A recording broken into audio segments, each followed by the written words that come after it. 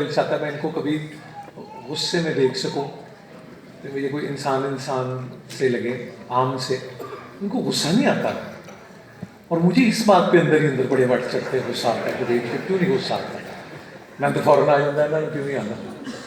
تو میں چاہوں گا کہ آج آپ کو یہ بھی بتائیں کہ یہ والی بات انہوں نے کہاں سے سیکھی ہے کہ ان کو غصہ نہیں آتا۔ صاحبزادہ کاشف محمود صاحب۔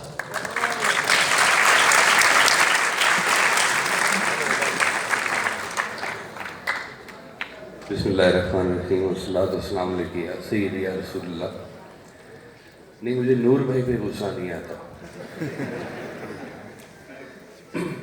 میں بھی آپ سب حضرات کو پہلے تو بہت اس مبارک کی تقریبات کی مبارکباد، آپ سب کے لیے خیر و برکت کا باعث ہو یہ ہر سال کا ہمارا اکٹھا ہونا اور ایک دوسرے کی دلوں کی تقویت بننا سب کے لیے مبارک ہو جی۔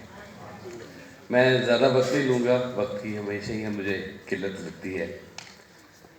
میں پچھلے دنوں ہمارا ایک چھوٹا بیٹا بھائی ہے خواجہ اسامہ، اس کی شادی پر تھے ہم لوگ، تو محترم مجیب الرحمان شامی صاحب تشریف لائے تھے، تو دوران گفتگو انہوں نے فرمایا کہ یہاں ماحول میں بہت گھٹن ہو گئی ہے، بہت تاریکی ہو گئی ہے ماحول کے اندر۔ تو میں نے انہیں سرکار والد صاحب کا ایک شعر سنا دیا۔ وہ شعر تھا کہ جی، تیرا شبی حدود سے باہر نکل گئی، تیرا شبی حدود سے باہر نکل گئی، واصف اب اپنے درد کا سورج اچھال دے۔ تو شامی صاحب بہت خوش بھی ہوئے اور انہوں نے کہا جی درد کا سورج اچھلنا چاہیے، لیکن اچھالنے والا واصف ہونا چاہیے۔ یہ ہر ایک کے درد کا سورج جو ہے وہ مداوع نہیں ہے، یہ کوئی خاص لوگ ہیں۔ مجھے ابھی جب مہاروی صاحب ذکر کر رہے تھے تو مجھے سرکار کی سنائی ہوئی کہانی یاد آ گئی۔ وہ فرماتے ہیں کہ ایک درویش اپنے مریدین کے ساتھ ایک کھیت میں سے گزر رہا تھا، اور کھیت کا مالک نے دیکھا کہ اتنے سارے لوگ کھیت میں سے گزر رہے ہیں اور فصل خراب ہو رہی ہے، تو اس نے دور سے مغلظات بکنا شروع کی، اور وہ مغلظات بکتا ہوا تو وہ پیر صاحب کے پاس پہنچ گیا۔ تو بجائے کہ پیر صاحب اس پہ غصہ کرتے، انہوں نے اس کو گلے لگایا اور اس کو فیض یاب کر دیا۔ مریدوں نے پوچھا کہ جی یہ تو گالی بک رہا تھا، آپ نے کہا کہ جو اس کے پاس تھا اس نے مجھے دے دیا، جو میرے پاس تھا میں نے اسے دیا۔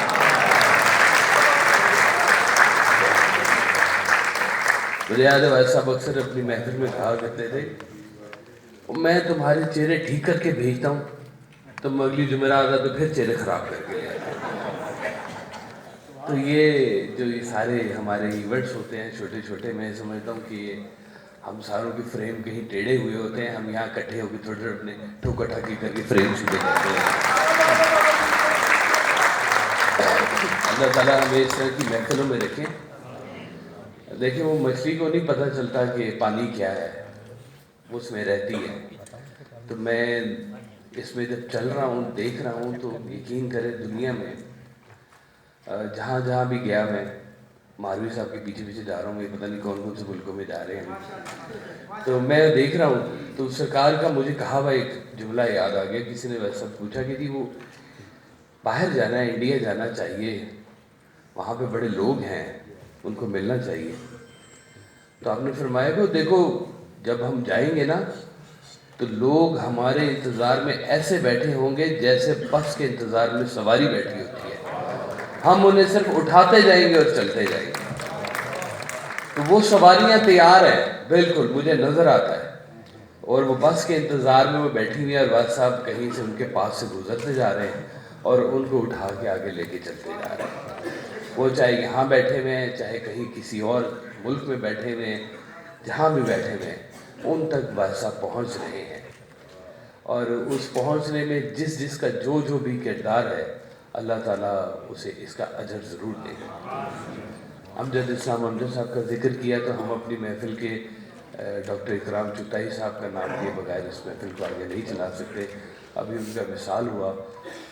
بہت قیمتی شخصیت، بہت بڑا نام تھے تحقیق کے حوالے سے بھی، لیکن سرکار کے حوالے سے ہمارا ان کا ایک بہت بڑا عزت کا تعلق تھا. کہ مجھے یاد ہے وہ چغتائی صاحب ماشاء اللہ کوئی 6.5 فٹ کے آدمی تھے جی، ہیلدی تھے ماشاء اللہ. اور بس صاحب سرکار نے جب کسی دن کو لکھنا ہوتا تھا یا کوئی پڑھنے کا کام ہوتا تھا تو وہ ڈاکٹر اکرام چغتائی صاحب کو بلا لیتے، آؤ جی آؤ مچھی کھائیے جی. تو مچھی بھی کھاتے تھے تو پھر ساتھ بیٹھ کے یہ والا کام بھی کر رہے ہوتے تھے. تو مجھے یاد ہے ایک دفعہ وہ اماں جی نے نا وہ ایک جگ دیا مجھے، کیونکہ ڈیوٹی میری تھی چائے پلانے کی، پانی پلانے کی. تو یہ بھی میری بڑی سعادت اس وقت سے چلتی آ رہی کہ ابھی بھی میں یہی کام کر رہا ہوں، ابھی بھی میں چھوٹا ہی ہوں والا. تو مجھے وہ اماں جی نے نا ایک دیا جگ. تو جگ مجھے دے کے اماں جی نے کہا کہ یہ پانی اندر مہمان آئے ہیں تو لے جاؤ. اس جگ میں غالباً کو 2-2.5 گلاس سے زیادہ پانی نہیں ہوتا. تو میں نے وہ جگ جا کے تو ایسے چغتائی صاحب کے سامنے رکھا، سامنے سرکار ایسا بیٹھے ہوئے تھے. چغتائی صاحب نے جگ کو دیکھا اور پھر مجھے دیکھا، کیونکہ اس کے ساتھ گلاس بھی پڑا ہوا تھا جگ کے ساتھ. مجھے کہتے ہیں کہ یہ اس میں ڈالنا ہے، یہ اس میں سے ہی پینا ہے. تو سرکار ایسا بھی بیٹھ کے ہنس رہے کہ یہ دیکھو بھی آج کیا ہو گیا کہ گلاس ڈالیں گے تو جگ ختم ہو جائے گا. بہت لطیف. میں یہ بات کروں کہ سرکار والے صاحب بھی اتنی گہری قیمتی باتیں ہیں کہ دلوں کے اوپر نا وہ اپنا ایک چوٹ رکھتی ہیں، لیکن ساتھ ایک ایسی لطافت بھی ہوتی تھی کہ جیسے کمرے میں کوئی پرفیوم سے چھس کر دینا تو ماحول معطر ہو جاتا ہے. تو آپ کی چھوٹی سی مسکراہٹ بھی وہ کام کرتی تھی کہ پورا ماحول معطر ہو جاتا تھا.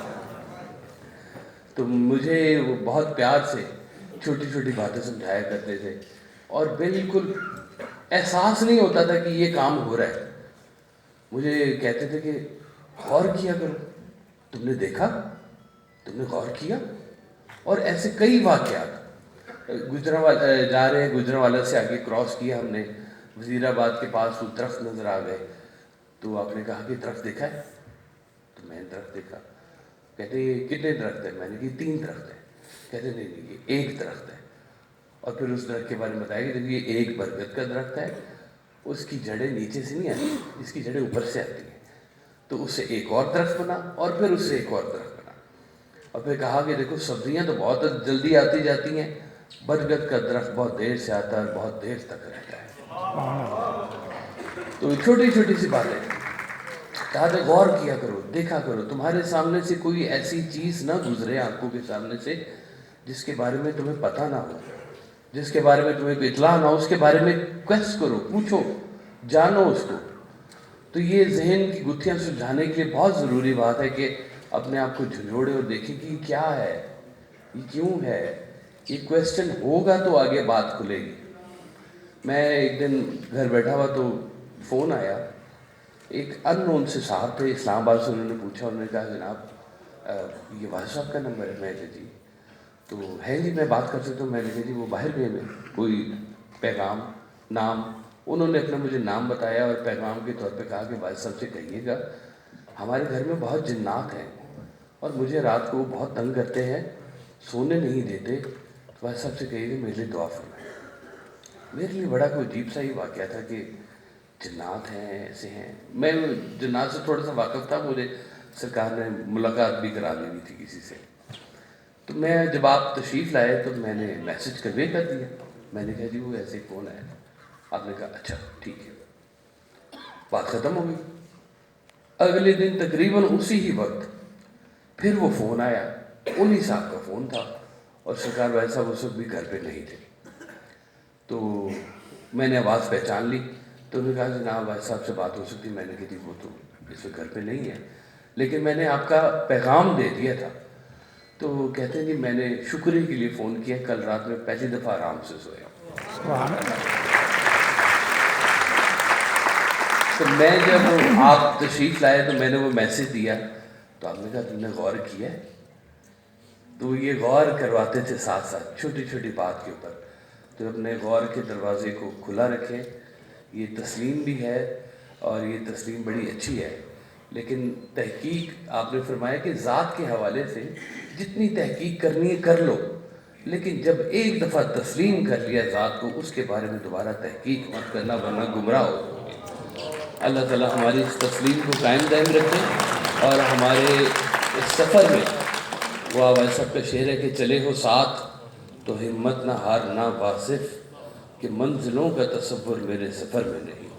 اللہ آپ سب کو سلامت رکھے، اور میں خود دعوت خطاب دینا چاہوں گا جناب مجیب الرحمان شامی صاحب کو۔ آپ تشریف لائیں اور گفتگو کا آغاز فرمائیں۔ یہ میرے لیے بڑی سعادت ہے کہ میں ان کو بلا رہا ہوں۔ راز صاحب کی محفلوں میں یہ خوشبو سمیٹنے والے لوگوں میں سے ہیں۔ بسم اللہ